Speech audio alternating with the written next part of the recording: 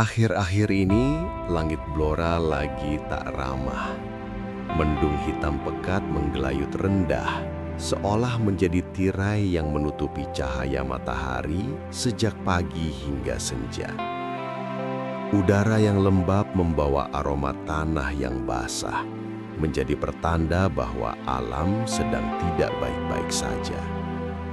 Hujan yang turun tak lagi sekedar rintik yang menyejukkan, ia datang dengan amarah. Mulai dari tetesan kecil yang dalam hitungan detik berubah menjadi guyuran deras yang mengaburkan pandangan mata.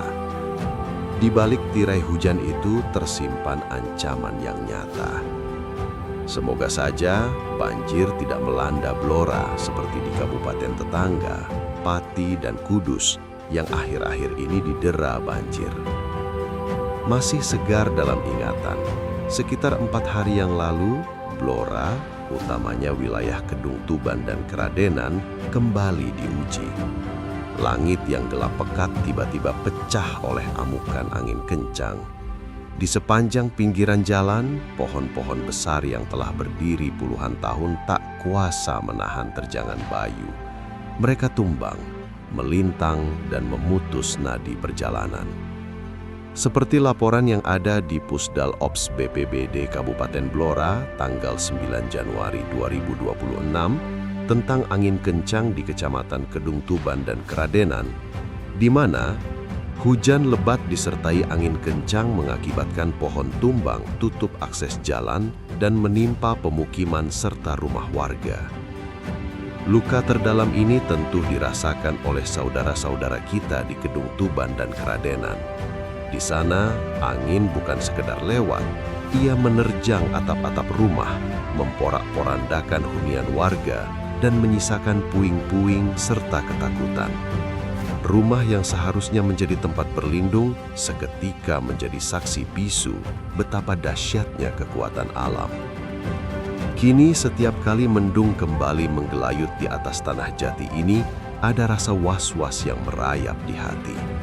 Kita diingatkan kembali bahwa waspada bukan lagi sebuah pilihan, melainkan keharusan. Blora sedang berselimut hujan. Mari kita saling menjaga, saling memberi kabar, dan tetap bersiaga. Karena di balik rintik yang deras, keselamatan nyawa adalah yang utama. Semoga bumi Blora segera teduh dan bencana tak lagi bertamu. Kabupaten Blora baru saja melewati tahun terkelam mereka.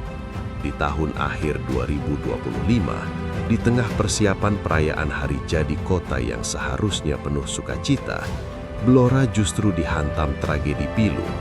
5 pelajar putri tewas ditelan arus ganas Sungai Lusi. Tak hanya itu, sepanjang tahun 2025, Blora mencatat rekor bencana mengerikan dengan kerugian fantastis mencapai 24,9 miliar rupiah. Mengapa bencana hidrometeorologi ini menjadi neraka bagi Blora? Mulai dari banjir besar luar prediksi hingga rentetan angin puting beliung yang menghancurkan pemukiman warga. Inilah ulasan selengkapnya.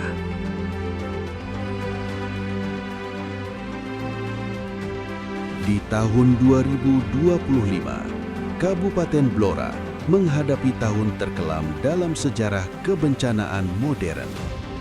Berdasarkan data resmi BPBD, lonjakan drastis terjadi, baik dalam jumlah kejadian maupun dampak ekonomi.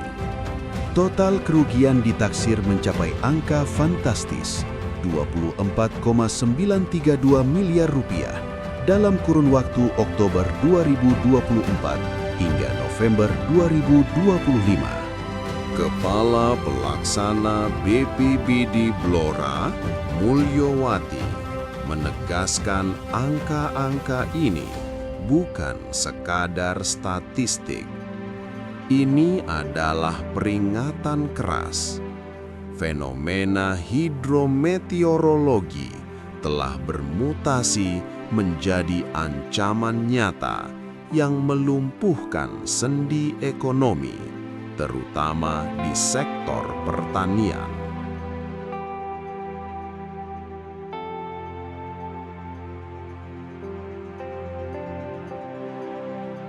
Sebelum duka di penghujung tahun, Blora telah porak-poranda pada Mei 2025. Banjir ini dikategorikan luar prediksi.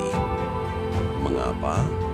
Karena terjadi saat wilayah ini seharusnya memasuki musim kemarau. Hujan ekstrim dengan intensitas di atas 150 mm per hari mengguyur tanpa henti selama 6 jam. Sebanyak 11 kecamatan lumpuh, dari Blora Kota, Cepu, hingga wilayah selatan seperti Jati dan Randu Blatung. Di Kunduran dan Ngawen, ribuan hektar sawah siap panen berubah menjadi lautan air. Petani hanya bisa meratapi tanaman padi mereka yang dinyatakan puso atau gagal total. Kerugian sektor pertanian saja mencapai miliaran rupiah. Alam seolah tak memberi napas. Oktober 2025, angin puting beliung menyapu desa Getas, Kradenan. Seorang nenek berusia 71 tahun, Ibu Pariem, menjadi korban luka setelah tertimpa reruntuhan rumahnya yang roboh. Kerugian di satu desa ini saja mencapai 163 juta rupiah. Bergeser ke Cepu, tanah pun tak lagi kokoh. Desember 2025, longsor dan tanah bergerak di Kelurahan Cepu memaksa pemerintah menetapkan status darurat. Wakil Bupati Blora, Hajah Sri Setiorini, turun langsung menyalurkan bantuan rumah layak huni bagi warga yang kehilangan tempat tinggal di lingkungan Tuk Buntung dan Lajo. Namun, dari semua rangkaian bencana, Kamis pagi 11 Desember 2025 menjadi luka yang paling membekas. Tepat di hari jadi Blora ke-276, Sungai Lusi menggondol nyawa. 8 pelajar putri dari sebuah pondok pesantren di Jalan Arundalu semula hanya ingin bermain di pinggiran sungai di Kelurahan Kedung Jenar. Naifnya anak-anak, mereka mencoba mengukur kedalaman air. Awalnya hanya sepinggang, namun arus Lusi yang ganas tidak bisa ditebak. 5 anak langsung terseret. 3 temannya mencoba menolong, namun justru ikut tergulung arus. Beruntung, 3 nyawa berhasil diselamatkan warga, meski dalam kondisi trauma berat. Operasi SAR besar-besaran dilakukan. Kedalaman 4 meter dan arus deras musim hujan menyulitkan petugas. Satu persatu jasad mereka ditemukan. Tangis pecah di tepian Lusi. Jumat, 12 Desember, seluruh korban ditemukan dalam kondisi tak bernyawa. Pemirsa, tragedi 5 pelajar di Sungai Lusi adalah klimaks duka dari rekor bencana yang melanda Blora sepanjang tahun 2025. Angka kerugian 24,9 miliar rupiah hanyalah materi, namun hilangnya nyawa adalah kerugian yang tak tergantikan. Bencana hidrometeorologi bukan lagi ancaman musiman, melainkan tantangan nyata yang menuntut percepatan mitigasi. Pembangunan bendungan, normalisasi sungai, dan sistem drainase harus menjadi prioritas di tahun 2026 ini. Namun yang terpenting, kewaspadaan kita semua adalah kunci utama. Kita berharap duka ini menjadi titik balik bagi Blora untuk bangkit menjadi daerah yang lebih tangguh. Dan tetap waspada. Seperti diketahui, jauh-jauh hari, Blora siagakan aparat hadapi puncak musim hujan.